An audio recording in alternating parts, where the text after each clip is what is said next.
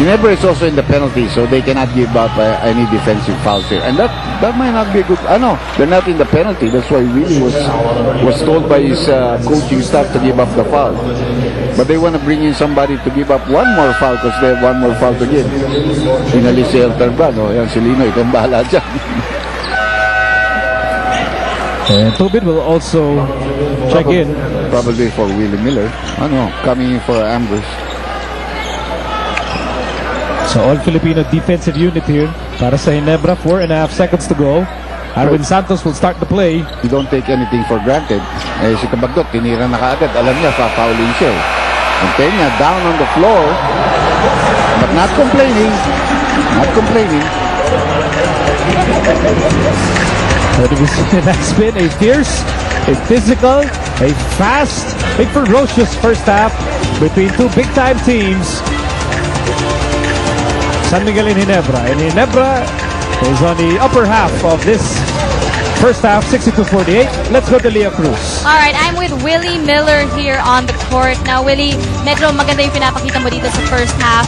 Anong connection nun sa pag-start mo today? May connection ba?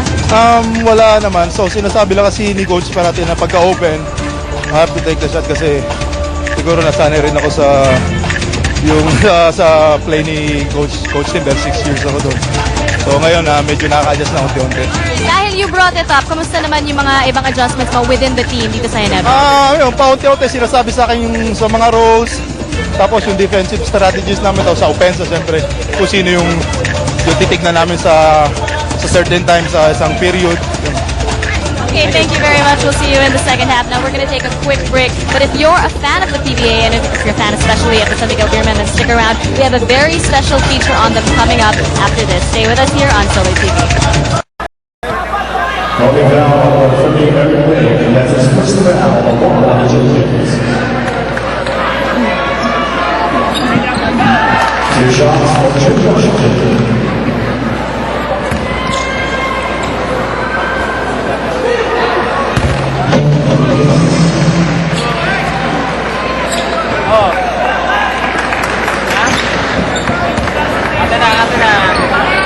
At nagsimula na ang ating second half, laban ng San Miguel at Ginebra. And so far, Ginebra in control here as we begin the third quarter, 62-50. 11:35 remaining here in the third. Nico Halili kasama si Dr. J. Andy Howe para sa PBA Wednesday on Solar TV. Eric Menk had 10 points in the opening quarter. Goes outside Ambrose. Ambrose had a good second period. Back to Menk. Menk will miss. Freeman with a rebound. So San Miguel took a long time in their locker room. Obviously, the coaches must be reminding the players to keep their focus on the game. Not think of their win-loss card. Ginebra certainly playing for something very important here. The fact that they could be solo third place right now and be a big threat. Eric Menk's been attacking the basket. He's fouled hard there, but he can take those kind of shots. He'll go to the free throw line. Foul laban kay Ontiveros. Only the first personal against London. So this will send Eric Menk to the line. The first play of the San Miguel team was getting Washington driving to the basket and getting a foul from Eric Menk. Unlike the first quarter, where a lot of their shots in the beginning of the game were all long ones, and they were not able to convert. So obviously that gave Ginebra the impetus to get off to a good start, no? Because your rebounding misses and you're able to get off on a fast break. Eric splits his charities for his 11th point of the ball game. Pretty big crowd here, both in the all the way up to the upper back section, no? And a nice sprinkling also in the gallery section.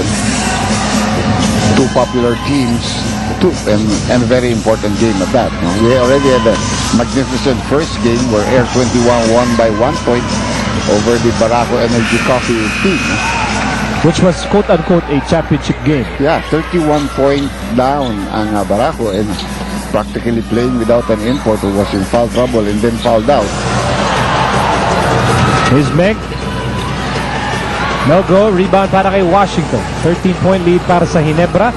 And here's Ontiveros for three. Loose ball foul called against J.J. Helterbrand, reaching in. Only his first personal foul. starters of Ginebra, none of them are really in foul trouble. First foul of JJ. Eric Meng picked up his first foul earlier. But it's really the bench players who came in the second, just before the second quarter that really sparked them also. No? Now that's going to be an offensive foul against Danny I here. No, Tiberos, I'm sorry. Let's go to Leo Cruz. Right, thanks, Miko. Now, I spoke to San Miguel assistant coach Gia Banilia, and he told me there was a lot of talk on defense in the locker room. Ginebra did a good job of setting them up in the first half, so they got to pressure the basketball. They also have to post up, especially on Eric Meng, and they want more action on weak side rotation. Now, on offense, they lacked flow in the first half. They took too many outside shots, and then down they want to work the ball inside and out. Now, over to Ginebra assistant coach Juno Soler told me that they want to continue pushing the ball and get a few fast break points in, and on defense, lessen somebody else offensive rebounds. Back to you guys. Well, that was a sweet jumper coming from Dondon on Tiveros. 10-point game para sa Ginebra. Back in a moment.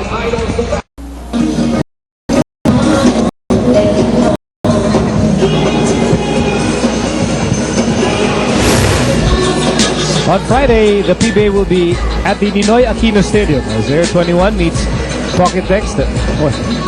Very tough assignment there for Air 21. And Alaska faces BMEG Derby Ace in the second game, all happening at the Ninoy Aquino Stadium. And then on Saturday, the Phoenix Fuel PBA on tour.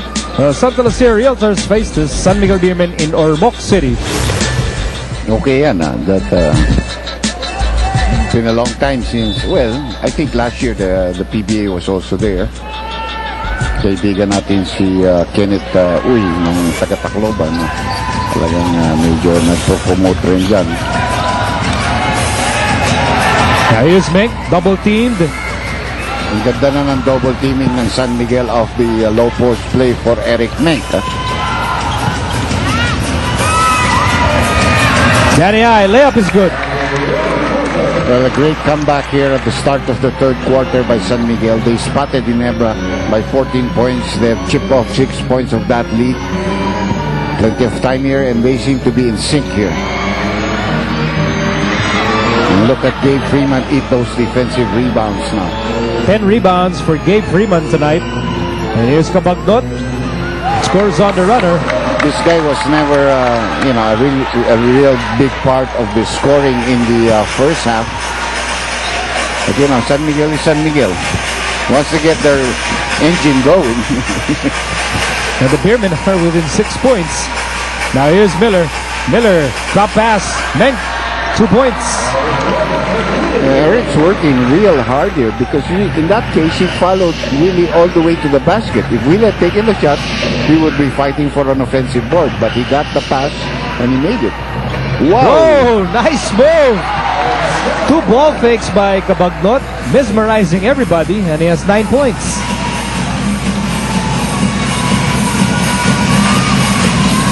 But Ginebra still on top by 6, 65-59. 8 minutes to go in the third. And they want this one-on-one matchup. Miller against Ontiveros. Beck inside Wilson. Wilson fakes. That shot was erased by Freeman. Well, that's one thing. Because of his lack of height, he cannot finish that quickly.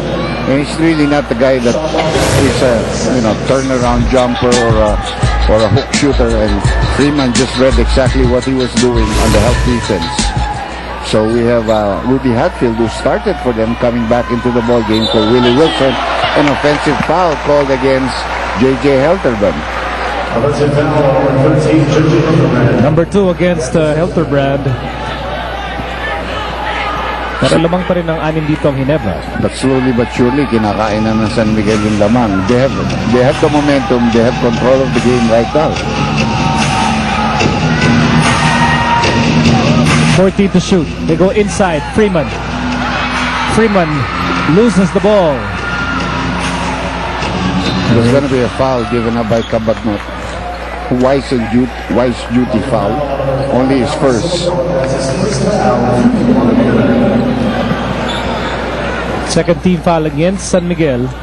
The Beermen looking for win number 11. They want to stay comfortably on top in the penthouse suite of the team standings.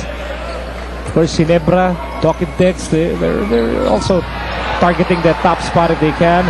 And here's Kabagnot. They're all blocked by Ambres. Matty I with a miss, but is persistent.